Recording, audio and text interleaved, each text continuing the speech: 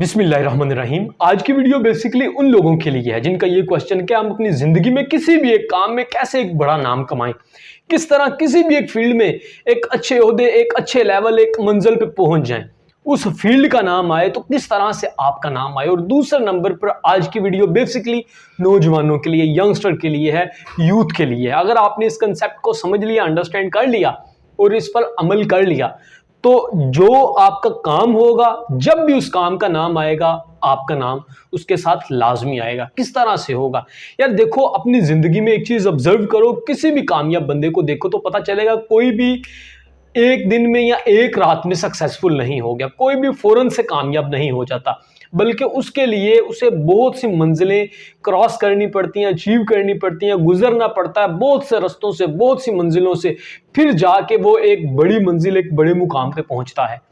जबकि नाकाम लोगों को अगर देखा जाए, उन लोगों को देखा जाए जो चाहते हैं कि यार सिर्फ मैं 2 दिन काम करूं और मुझे कामयाबी मिल जाए, वो कभी भी बड़ी मंजिल पर नहीं पहुंच पाते। वासिफ अली वासिफ साहब भी इस हवाले से क्या खूब फरमाते हैं कि बड़ी मंजिलों के मुसाफिर छोटे झगड़ों में नहीं पड़ते। छोटे झगड़ों में कहीं ना कहीं वो चीजें भी आ जाती हैं जो मतलब कि हम सोचते हैं कि यार 2 दिन में मुझे मिल जाए, 4 दिन में मिल जाए, वो भी छोटे झगड़े ही हैं। अगर आप बड़ी मंजिलों पे जाना चाहोगे तो आपको उसके लिए कंसिस्टेंसी के साथ, स्ट्रगल के साथ मुसलसल हार्डवर्क करना पड़ेगा। अब बात करते हैं किस तरह से किसी भी फील्ड में नाम कमाया जाए, किस तरह से किसी भी फील्ड में नाम बनाया जाए। नाम बनाने के लिए एक जो सबसे इंपॉर्टेंट शर्त है, सबसे अहम शर्त, वो ये है कि आपको उसी फील्ड में रहते हुए एक वक्त, एक टाइम और एक स्ट्रगल उस काम में करना पड़ेगी। मतलब एक लंबे अरसे तक, लंबे टाइम तक उस काम को करते रहना पड़ेगा। आपके इर्द गिर्द आपके जानने वाले जो भी लोग होंगे उनको पता हो कि यार ये बंदा है, ये फलां काम करता है, ये बंदा सिलाई का काम करता है, ये बंदा शायरी लिखता है, ये बंदा पब्लिक स्पीकिंग करता है, ये बंदा एक उस्ताद है, ये बंदा एक मैकेनिक है, ये बंदा एक, मतलब किसी भी एक फील्ड को आप चुन लो। अभी आप यंगस्टर हो, किसी भी फील्ड को आपने चुन लेना है, सिलेक्ट कर लेना है, उसे लिख के अपने कमरे में लगा लेना है, फिर उसी पे काम करते रहना है। अपना दिन, अपना रात, अपना सेहत में हो, आप बीमारी में हो, आप कहीं सोच रहे हो, कहीं सो रहे हो, कहीं उठे हुए हो, कहीं लिख रहे हो, कहीं पढ़ रहे हो, उसी काम के रिलेटेड आपने चलते रहना, उसी काम के गिर्द आपने घूमते रहना। उसे दरमियान में रख लिया और उसी के गिर्द आपने घूमते रहना। मतलब जो भी करना है वो अपने काम को सामने रख के करना है, जो भी करना है वो अपने काम को सामने रख के करना है। कोई भी ऐसा स्टेप नहीं है उठाना जिसमें आप अपने काम में पीछे को जाओ या नीचे को जाओ।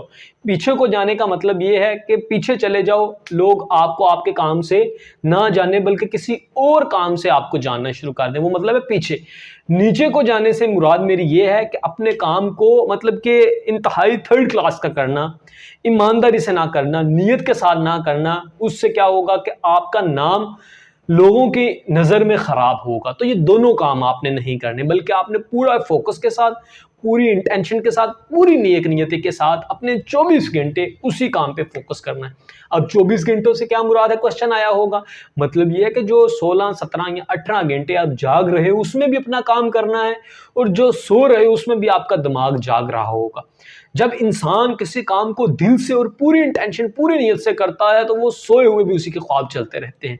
अक्सर स्टूडेंट्स, अक्सर बच्चों को देखो कि जब एग्जाम्स आते हैं तो माइंड में एग्जाम्स की स्ट्रेस होती है, पता है पेपर देना है, वो ख्वाब में भी पढ़ रहे होते हैं कि ये क्वेश्चन नहीं, ये क्वेश्चन नहीं, ये। लिहाजा आपके काम को, आप अपने काम को इसी तरह से करें कि सोए हुए भी कर रहे हैं, जाग रहे भी कर रहे हैं, हर हालत में अपने काम पे आपका पूरा फोकस हो।